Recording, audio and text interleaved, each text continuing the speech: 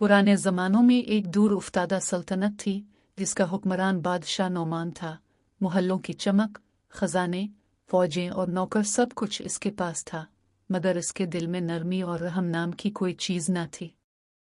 वो रियाया पर सख्तियाँ करता, मामूली बात पर लोगों को कैद कर देता और गरीबों पर ऐसे टैक्स लगाता कि उनके घरों के चूल्हे तक बुझ जाते।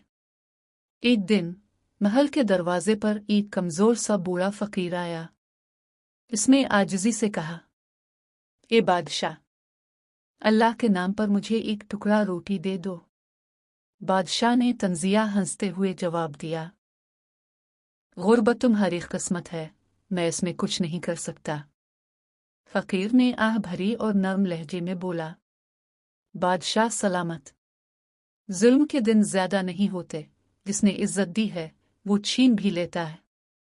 यह सुनकर बादशाह गुस्से से आग बबूला हो गया और सिपाहियों को हुक्म दिया कि फकीर को फौरन महल से बाहर निकाल दिया जाए। रात का अजीब ख्वाब। इसी रात बादशाह ने खौफनाक ख्वाब देखा। एक नूरानी फरिश्ता इसके सामने खड़ा था और कह रहा था, ए नोमान, तेरा वक्त पूरा हो चुका, जमीन पर तेरा जुल्म हद से बढ़ गया है। बादशाह घबराकर उठ बैठा, मगर सुबह होने तक इसका खौफ हकीकत बन चुका था।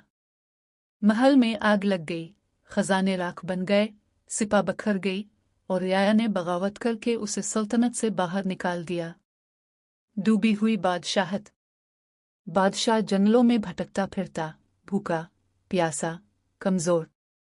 बिलाखिर वो थक कर एक दरख्त के नीचे गिर पड़ा। वहां से गुजरते हुए एक बूढ़ा फकीर उसके करीब आया। वही फकीर जिसे बादशाह ने जलील करके महल से निकलवाया था। फकीर ने ठहर कर कहा, देखा नोमान, अल्लाह के इंसाफ में देर तो है मगर अंधेरा नहीं। बादशाह ज़ारो कतार रोने लगा। उसे अपनी गलतियों का एहसास हुआ। उसने तौबा की और जिंदगी के बाकी दिन जरूरतमंदों की खिदमत करते हुए गुजार दिए। सबक। ताकत आजमाइश है, फखर नहीं।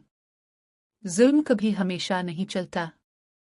जो दूसरों पर रहम करता है वही अल्लाह की रहमत पाता है। आखिर में लाइक और सब्सक्राइब की तरगीब। अगर आपको ये सबक आमोज कहानी पसंद आई हो तो लाइक ज़रूर करें और मज़ीद इस्लामी, इखलाकी और सबक आमोज वीडियोज़ के लिए हमारा चैनल सब्सक्राइब करके बेल आइकन भी दबा दें। अल्लाह आपको दुनिया और आखिरत की कामयाबियां नसीब फरमाए।